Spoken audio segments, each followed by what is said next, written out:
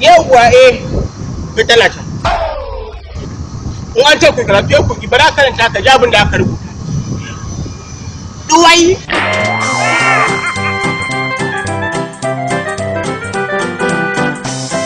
Lafiya? Magajin kara da yana karatu sai bace.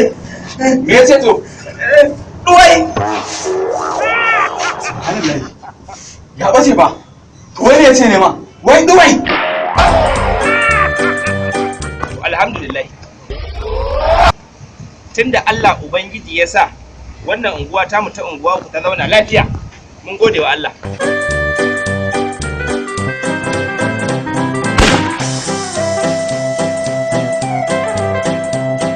Me ya faru? La ilaha illallah Muhammadu Rasulullah sallallahu alaihi wasallam. Wato mai gari ka taka? Na'am. Wai yanzu kawai da ka amado wata magana sai a bace? Subhanallah. Me ake cewa? Wai duwai. Inna lillahi wa inna ilaihi raji'un. Me gari ka wari ko Allah? Wallahi gashi ne. Daga cewa duwai?